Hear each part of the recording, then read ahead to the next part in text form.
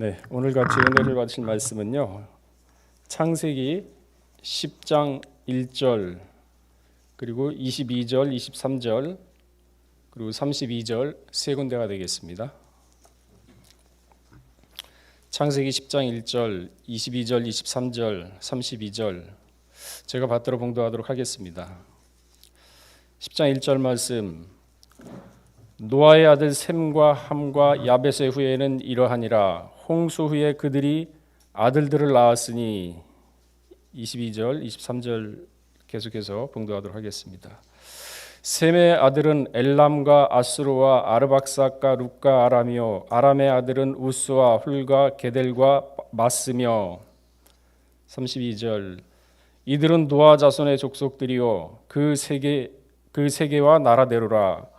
홍수 후에 이들에게서 땅의 열국 백성이 나뉘었더라. 이는 하나님의 말씀이니라. 아멘. 오늘 제목은요. 인류 계보의 시작 2. 인류 계보의 시작 두 번째 시간입니다. 2. 가로 열고 셈 후손 창세기 10장을 중심으로 가로 닫고 우리가 성경을 통해서 족보를 알게 되면요. 인류의 시작과 전개가 어떻게 되는지 알 수 있으며 동시에 성경을 보는 눈이 넓어집니다. 그리고 깨닫는 깊이가 달라져요. 그리고 이 족보를 통해서 마지막 때 어느 민족이 어떻게 일어나서 하나님의 뜻을 이룰 큰 날, 큰 심판이죠. 일곱대접 심판의 후 3년 반에 이제 그러한 일이 있는데 어떤 나라가 일어날 것인지 이 족보를 통해서 알 수가 있는 것이죠. 그래서 지난 9월 3일 날 인류의 족보 시작 야벳 족속에 대해서 말씀을 드렸는데요. 오늘은 셈의 후손이 어떻게 시작이 되었고 어떻게 전파되었고 성경에는 어떻게 이들이 등장하는지 살펴보는 시간을 갖도록 하겠습니다. 먼저 오늘 본문 읽으셨던 22절, 23절에 보시면요. 셈의 아들 5명이 기록이 되어 있습니다. 이 중에 셋째인 아르박삿은 우리도 잘 알고 있듯이 창세기 족보에 기록되어 있기 때문에 이 아르박삿에 대해서는 제외를 하고 그 4명에 대해서 셈의 아들 4명에 대해서 이 시간 대략적으로 살펴보도록 하겠습니다. 먼저 셈의 장자 엘람입니다. 22절 이하를 읽어보게 되면요. 셋째 아르박삿과 5번째 아람의 아들들은 기록이 되어 있습니다. 그런데 엘람과 아수르 그리고 룻 이 세 사람의 자녀는 기록이 안 돼 있어요. 아마 이것으로 보아서 이들은 일찍이 셈의 공동체에서 멀리 떨어졌던 것을 엿볼 수가 있습니다. 그러나 이들의 이름들은 성경 곳곳에 나타나기 때문에 그것을 단서로 해서 이들이 어떻게 전개됐고 성경이 어떻게 역사를 했는지 일을 했는지 우리는 살펴볼 수가 있습니다. 그 인류기원의 시작은 바로 홍수 마친 후에 아라랏산에서 시작을 하죠. 방주가 멈춘 곳. 이 엘람인들도요. 야벳 족속과 마찬가지로 역시 아라랏 남동부 지역 지금의 이란 땅으로 이동을 했습니다. 이란의 남서부 고원지대인 쿠지스탄 평원과 그리고 자그로스 산맥 이 부근에 정착을 했는데요. 이 자그로스 산맥은 아라랏산으로부터 남방 한 800km 지점 떨어진 곳입니다. 그리고 하란, 우리가 잘 아는 하란, 아브라함이 가나안 가기 전에 하란에 잠시 멈췄죠. 그 하란으로부터는 동남쪽으로 900km 떨어진 곳입니다. 엘람인의 후손은 지난번에도 말씀드렸지만은 메대입니다. 메대와 바사. 다니엘 6장 15절에 보시게 되면은 메대와 바사는 한 법률에 의해서 통제를 받는 두 민족이었죠. 이후에 메대는 빠지고 바사로만 불렸는데 이 바사가 누구냐? 페르시아죠. 이 페르시아는 지금의 이란입니다. 그리고 이 엘람 족속은 이란인들뿐만 아니라 유럽 쪽으로 퍼져나가서 로마인, 게르만인, 그들의 조상이 바로 엘람입니다. 우리가 보기에는 언뜻 이란하고 유럽 로마인하고 독일 사람들하고 좀 다른 것 같은데, 인류학자들은요, 피부는 달라도 골격은 같다고 보고 있습니다. 그래서 같은 민족으로 보고 있어요. 이처럼 오늘 10장에 등장했던 엘람이 창세기 14장 1절에도 다시 등장을 하죠. 제가 봉독을 해보면은 당시의 신하랑 아므라벨과 엘라사랑 아리옥과 엘람왕 그돌라오멜과 고임왕 디달이 이렇게 나와 있습니다. 14장의 내용은요, 성경 역사상 최초로 국가 간의 전쟁이 있었던 내용을 기록하고 있습니다. 동방 4개국과 가나안 5개국, 이 가나안 5개국이 엘람왕 그돌라오멜을 갖다가 12년 동안 섬기다가 13년에 배반을 하자 제14년에 그돌라오멜이 동방 4왕과 연합을 해서 가나안 5족속을 치죠. 이때 수많은 노략물과 포로를 잡아갑니다. 이때 아브라함의 조카 롯도 잡혀가죠. 이 사실을 전해 들은 아브라함이 가신 318명을 이끌고 4개국을 쫓아가 호바까지 가서 롯과 많은 사람들을 구출해 옵니다. 그러면서 아브라함이 돌아오는 길에 사회 골짜기 왕국에서 누구를 만나느냐? 멜기세덱을 만나죠. 멜기세덱을 만나면서 이 멜기세덱이 아브라함한테 하는 말이 있습니다. 창세기 14장 20절에 보면요, 뭐라고 기록하고 있냐면은, 아브라함, 당신이 이 4개국을 이길 수 있었던 원인은 하나님이 4개국을 당신 손에 붙였기 때문에 이길 수 있었다. 예정돼 있던 싸움이죠. 그러면서 이 멜기세덱을 만났을 때 우리는 성경에 처음으로 멜기세덱이라는 인물을 알 수가 있었고, 그리고 11조에 대해서 이때 처음으로 등장을 합니다. 자, 어쨌든 아브라함한테 패한 이 엘람 그 4개국은요, 다시 자기 살던 초창기 정착지로 돌아갑니다. 그러면서 거기서 점점 세력이 강성해지고 점점 더 확장되어져 가는 것을 알 수가 있습니다. 그리고 시간이 지나서 야벳 족속 메대와 바사, 아까 언급을 했듯이 메대와 바사 족속을 병합을 해서 페르시아 제국을 만들게 되죠. 이들은 메소포타미아 동쪽에 위치한 수사라는 또는 수산이라고 표시가 되어 있는데요, 이곳을 수도로 삼았습니다. 이 수사는 에스더와 그의 삼촌 모르드게가 살던 곳이죠. 우리가 수산, 다시 말해서 바사왕 고레스 하면 제일 먼저 떠오르는 것이 바로 포로 귀환일 것입니다.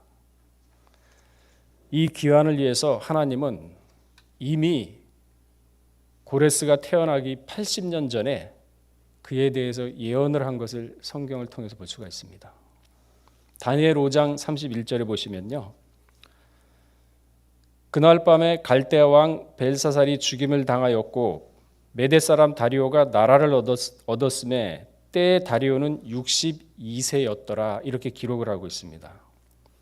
벨사살, 메네메네데겔 우바르신, 하나님이 손으로 벽에 쓴 글씨죠. 내가 너를 달아보니까 너는 부족하다. 이때가 주전 539년입니다. 539년. 이 글씨가 나오고 나서 그날 저녁에 벨사살은 죽었는데, 그 벨사살을 갖다가 죽이고 바벨론을 갖다가 침략한 왕이 바로 고레스죠. 바사왕, 페르시아, 엘람 족속. 고레스 왕이 이때 나이가 62세라고 지금 얘기하고 있는 겁니다. 우리는 이 고레스가 이방인이지만은 성경에 많이 등장하는 것을 볼 수가 있습니다. 예언을 많이 하죠. 이사야 선지자도 이사야 45장 1절과 46장 11절, 그 다음에 48장 15절과 그리고 심지어 41장부터 46장까지는 고레스에 대해서 기록을 하고 있습니다. 예레미야 25장 12절과 13절도 그렇죠. 동방에서 오는 이 나의 종 기름 부은 고레스가 예루살렘 성전을 회복할 것이다. 이사야 선지자에 벌써 예언을 했던 거거든요.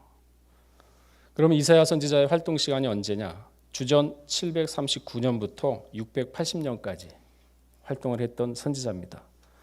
그러면 고레스의 나이는 얼마냐? 아까 말씀드렸듯이 539년에 벨사살을 멸망시켰을 때 62세라 그랬거든요. 계산을 해보면 601년 정도에 태어난 게 고레스입니다. 그러면은 이사야 선지자가 680년에 예언을 했다 그러면은 80년 전에 고레스가 자기 이름까지 예언서에 기록을 한 거를 본 거죠. 그러니까 기가 막힌 거죠, 고레스는. 그러니까 이에 대해서 요세푸스는 뭐라 그랬냐면은 고레스가 이방인의 예언서를 읽고 경탄하여 선지자의 예언을 성취하려는 열망과 야심이 그를 사로잡았다 하고 기록을 하고 있습니다. 이에 어찌됐든 고레스는 하나님의 감동으로 인해서 하나님의 구속사를 실천하기 위한 이방인이지만 도구로 사용했다는 것. 역사의 주관자는 하나님이시죠. 이 외에도 엘람이는 활과 병기를 잘 다루는 잔인한 민족이라고 이사야 22장 6절에 기록을 하고 있고 에레미야 25장 25절과 27절에도 기록을 하고 있습니다. 아까 언급했듯이 엘람인의 후손은 이란이죠. 이란은 오늘날 이스라엘과 철천지 원수입니다. 이란은요, 지금 뭐라고 얘기하고 있냐면은 이스라엘을 지구상에서 완전히 쓸어버리겠다. 이렇게 공언을 하고 있습니다.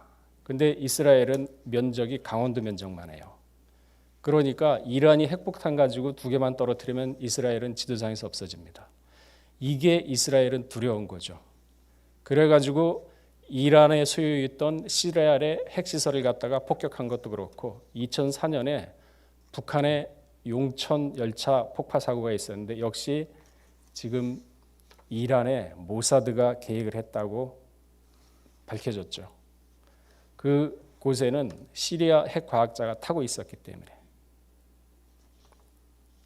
그러니까 이란의 적대적 행위는 이스라엘에게 있어서 다시 말해서 약속의 자손에게는 큰 위협의 존재입니다.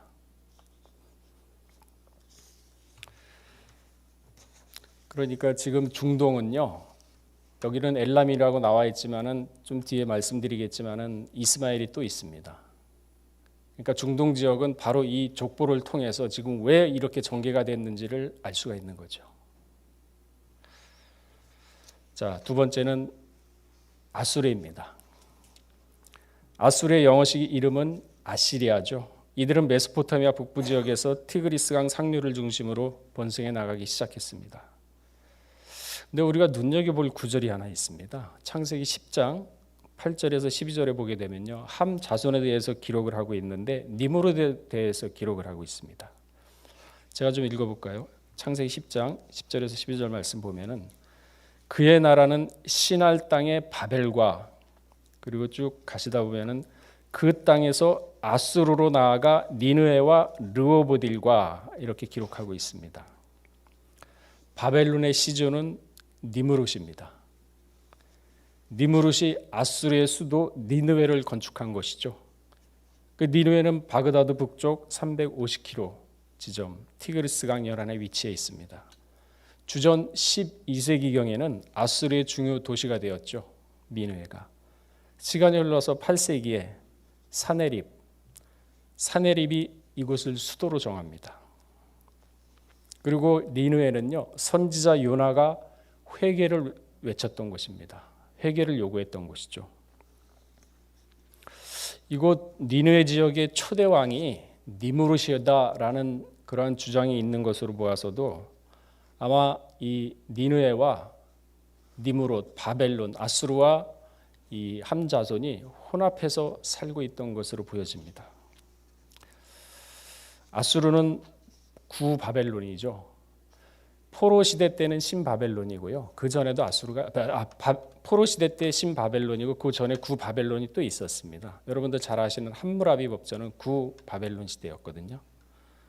그러니까 바벨론의 함무라비 시대에 이 아수르가 바벨론이 강성하니까 잠시 위축돼 있었다가 그리고 14세기경에 이제 점점 더 강성해져서 역사 무대에 바벨론을 억누르고 등장을 하게 되죠.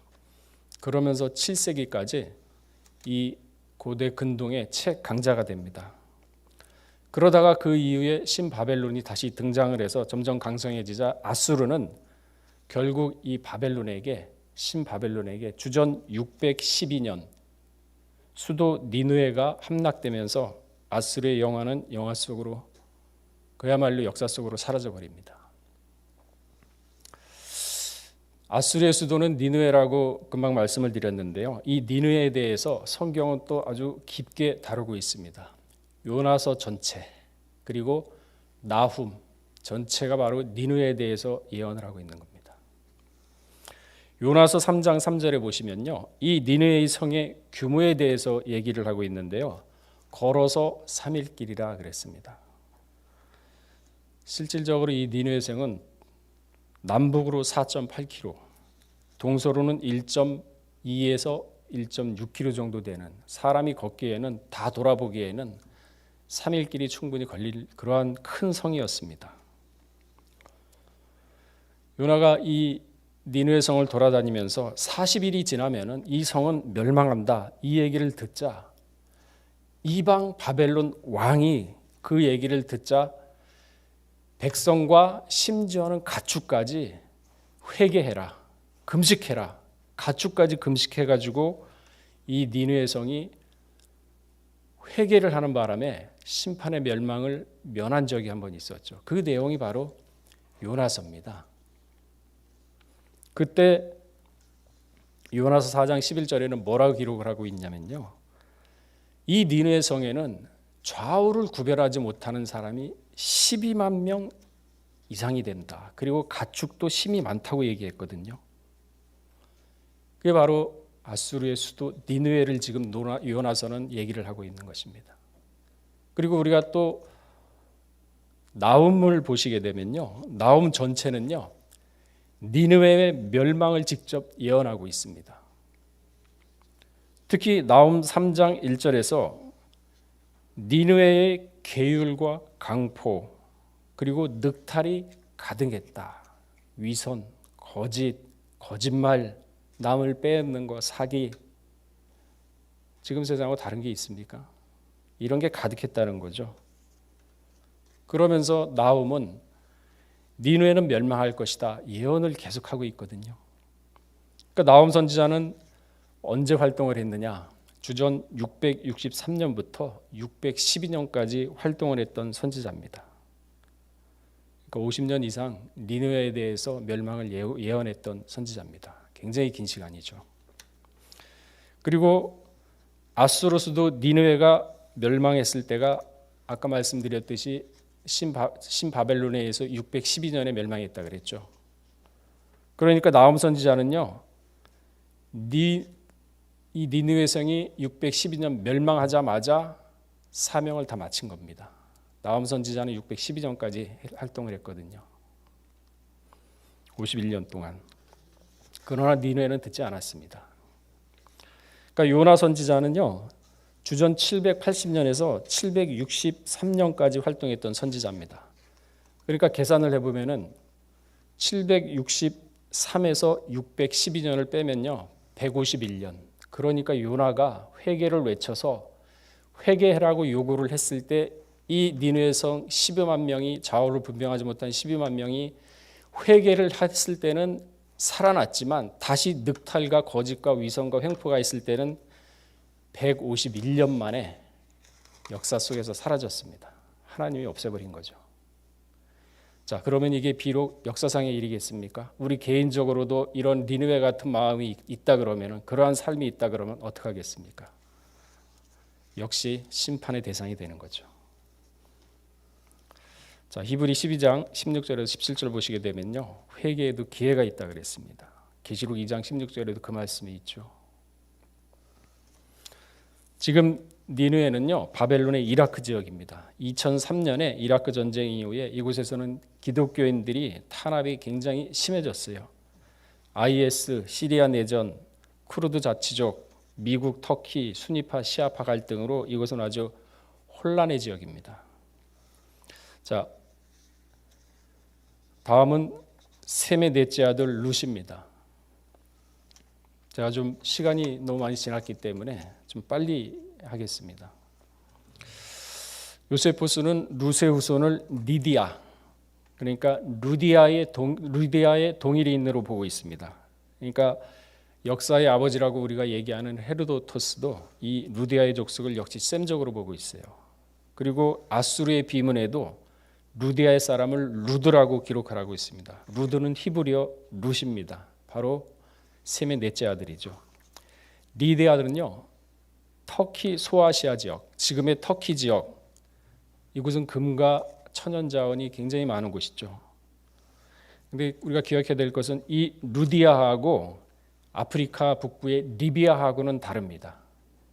그러니까 그 구분을 하셔야 됩니다. 리비아는 이제 뒤에 나오는데 그 에스겔 27장 10절에 보시면요, 30장 5절에도 룻은 두루와 애국과 북과 동맹을 맺었으며 세력을 키운 것으로 알 수가 있습니다. 그러니까 주전 12년 히타이트 제국이라고 있습니다. 철의 제국이라고 아마 다들 알고 계실 텐데요. 히타이트 제국이 붕괴된 후에 신 히타이트 제국으로 등장한 나라가 바로 이 룻입니다. 한때 아나톨리아는요, 동쪽이란 뜻이거든요. 지금의 터키입니다. 그러니까 여러분들 아나톨리아 얘기하면 지금 터키구나 이렇게 이해하시면 빠르실 겁니다.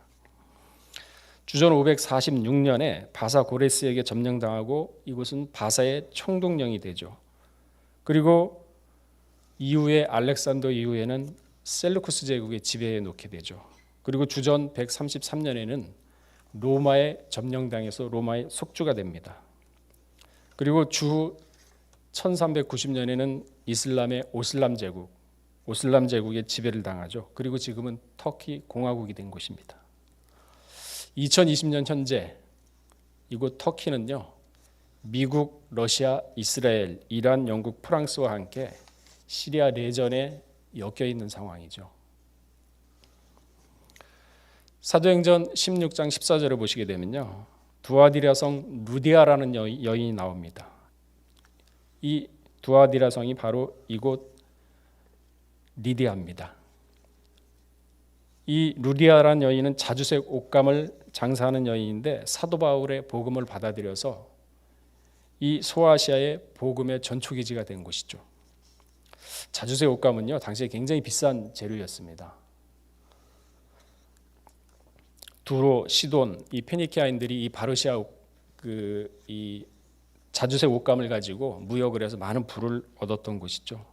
여러분, 가나안이라는 명칭이 함의 아들 가나안 이름에서 떠왔지만 또 다른 명칭이 자줏빛 땅이라는 얘기입니다. 상인들의 땅이라는 뜻을 가지고 있거든요. 그만큼 자줏빛은 고급스러웠고 당시 무역품으로서 인기가 있었던 곳이죠. 이 리디아 지역은 계시록에 기록된 7교회 중에 5교회이 있는 곳입니다. 에베소, 서머나, 두아디라, 사데, 빌라델피아 교회가 바로 루디아 지역에 있는 것이죠. 그리고 5째 아들 아람입니다.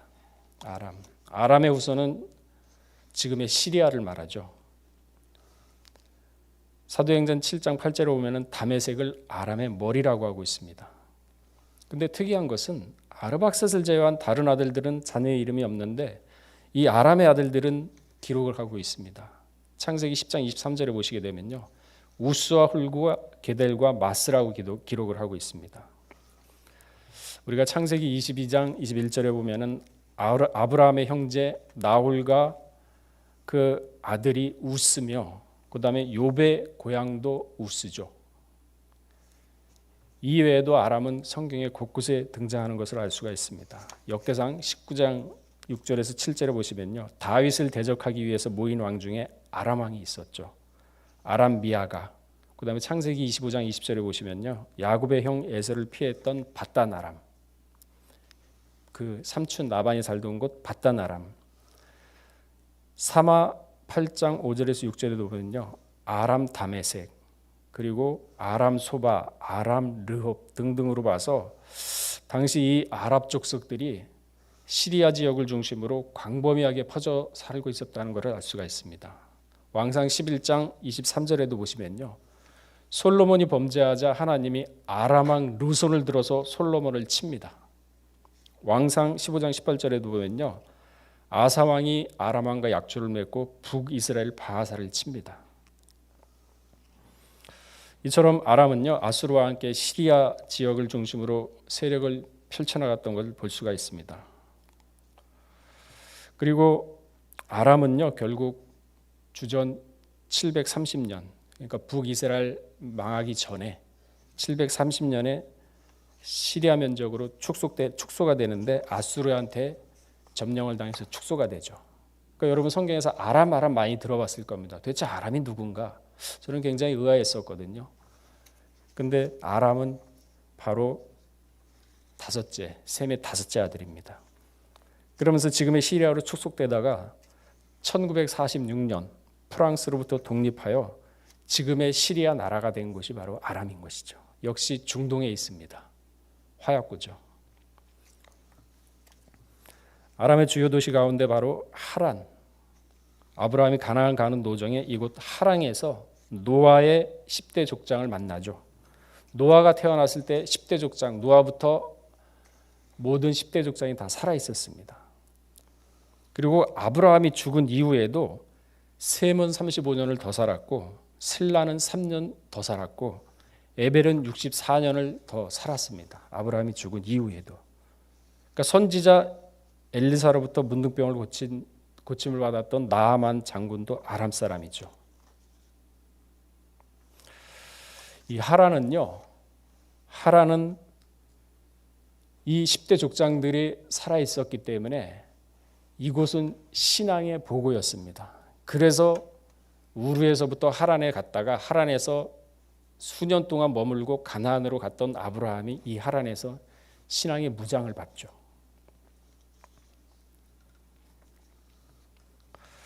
그리고 아하방 길랏 라못 전투에서 아람 병사의 화살에 맞아서 죽죠. 아람 사람입니다. 이 아람은요, 최근에는 1967년 6월 7일 6.1 전쟁 유명하지 않습니까? 6.1 전쟁. 6.1 전쟁을 치렀던 곳이 바로 시리아, 이집트 이런 나라입니다. 그리고 예수님도요, 아람어에 굉장히 능통하셨어요. 베드로에게 게바, 아람어죠. 반석이란 뜻입니다. 달리다꿈, 소녀의 일어나라, 아람어입니다. 에바다, 아람어. 메네메네 데겔 우바르신, 아람어입니다. 엘리엘리 나마 사박다니, 아람어죠. 겟셋만의 골고다, 그리고 성경 일부, 에스라, 에레미야 일부, 다니엘 일부 전부 다 아람어로 기록되어 있습니다. 아람어는요, 구약 시대부터 주후 5세기까지 페르시아 국제 공용어로 사용되었습니다. 지금의 영어처럼 사용된 것이 아람이었기 때문에 예수님도 아람어를 자연스럽게 하실 수가 있었던 거죠. 자, 지금까지 4명의 아들들을 살펴봤는데요. 시간 관계상 지금 33분이 다 됐네요. 이스마엘은 다음에 함할 때 하고요. 시간이 너무 많이 지나갔습니다. 그러니까 이 족보를 알게 되면은 성경을 볼 수 있는 시각이 넓어지고 깨달을 수 있는 깊이와 은혜가 달라집니다. 지금 세상은요, 믿든 안 믿든 말세를 향해 달려가고 있죠. 그러니까 여러분들은 이 세상을 살아갈 때 우리의 가치관, 경험으로 세상을 보는 것이 아니라 성경을 통해서 세상을 보시고 성경을 통해서 세상을 판단하시고, 그러기 위해서는 성경에 대한 지식이 있으셔야 됩니다. 그리고 또한 그뿐만 아니라 기도하고 말씀을 상고하다 보면은 하나님의 말씀은 살아 있습니다. 내 마음속에 역사를 합니다. 그런 마음 육비에 새겨지고 세상의 때가 점점 말씀을 인해서 바뀌어지고, 그러면서 이 말씀을 통해서 하루하루 살아갈 때 믿음의 장성한 분량을 잃을 수가 있는 거죠. 막연히 그냥 믿습니다 한다고 되질 않습니다. 아셔야 됩니다. 성경도 아시고 하나님의 지식도 아시고, 사도 바울도 그랬죠. 내 복음이라 그랬지 너의 복음이라고 안 그랬습니다. 성경은요, 여러분 각자 것입니다. 하나님께 기도하고 외치면은 분명히 깨닫는 역사가 있는다는 사실을 믿고 반드시 행하시기를 부탁의 말씀을 드리겠습니다. 우리 다 같이 손 드시고 아멘 할렐루야 3천 다음에 기도하신 다음에 돌아가도록 하시겠습니다. 아멘 할렐루야, 아멘 할렐루야, 아멘. 할렐루야. 고맙고 사랑하신 하나님 아버지, 참으로 족보를 통해서 하나님의 역사가 어떻게 이루어졌고 어떻게 전개되어 갔는지, 마지막 때는 어떻게 하나님